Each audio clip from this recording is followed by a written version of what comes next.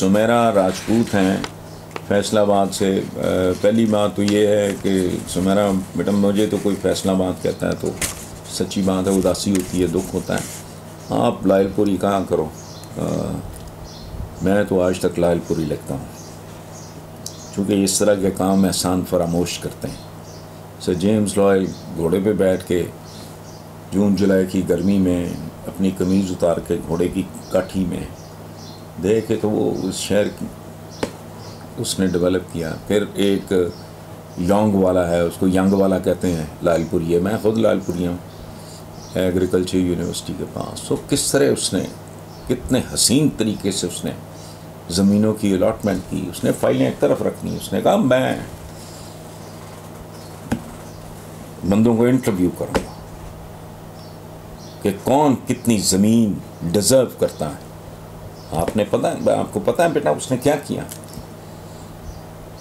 बंदे लाइन में खड़े हो जाते थे, वो एक एक आदमी के हाथ और पाँव चेक करता था कि अगर वाकई ये हाथ पाँव एक किसान के हैं तो इसको ज़्यादा से ज़्यादा ज़मीन दो, ये ज़रखेज़ी देगा उसको। और अगर को वैसे आ गए हैं वारदातिये तो ज़ाहिर है हाथ बोल देते हैं। उस ज़माने में तो ख़ास तौर पे ट्रैक्टर शैक्टर थोड़ी थे, तो ये एहसान फरामोशों का काम है। लेकिन बहरहाल आपकी मर्ज़ी, आपका फैसलाबाद है तो आप फैसलाबाद रखें। लेकिन मुझे अजीब सा दुख सा होता है, इतना वो शाह फैसल से मोहब्बत थी तो कोई नया शहर आबाद करते ना, कोई पेन लेते, कोई 4 टके उन्हीं से लेके लगा देते। ये क्या काम है?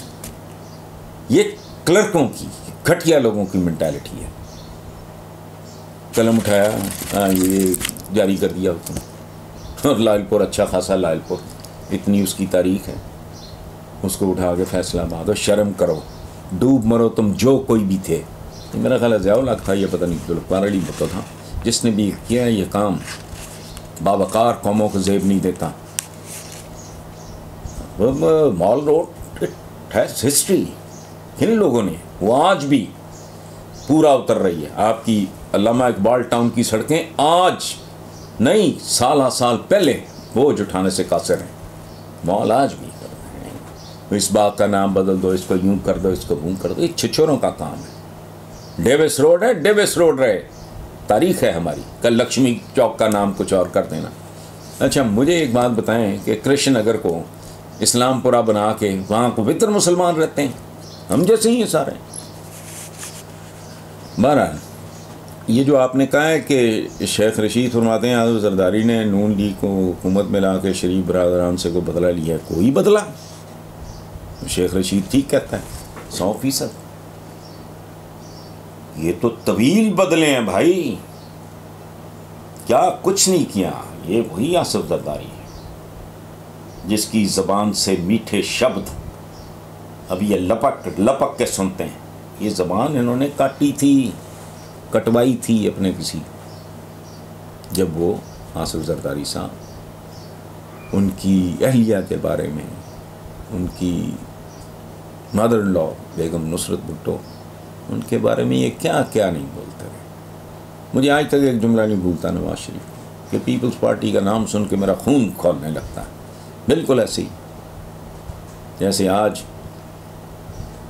इनके नाम सुन के बहुत से लोगों का खून खौलने लगता है। ये बात बिल्कुल ठीक है, और ऐसी खूबसूरती से मरवाया है। मैं कहता हूँ ये जो है ना, ये जो सारे का सारा ग्रुप,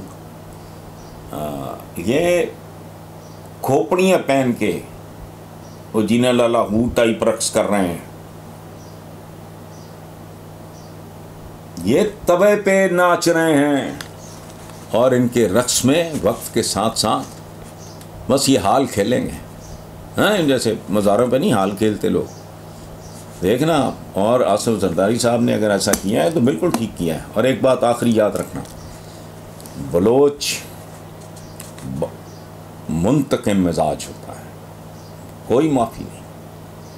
इनके बारे में मशहूर है कि किसी ने किसी बलोच से पूछा कि भाई इंतकाम कितनी देर तक लेना चाहिए, तो उस बलोच ने कहा कि किसी बड़ी वो जो होती है चाटी टाइप, जिसको हम पंजाबी में चाटी कहते हैं क्या, उसको तिलों से भर दो तिल नहीं होते जो नान वगैरह पे लगे, उसको तिलों से भरो। जब वो भर जाए तो यहाँ तक बाजुओं पे मक्खन लगा के उस चाटी में बाजू घुसाओ और बाहर निकालो। जितने तिल चिमटे होंगे उतने 100 साल तक। जरदारी जाहिर है ये और तरह का बैकग्राउंड है इनका। वो बहरहाल ट्राइबल चीफ का बेटा है, सरदारी उसकी रगों में है। उन्होंने अपना हिसाब किताब, और मेरा ख्याल है अभी मज़ीद चुकाएंगे।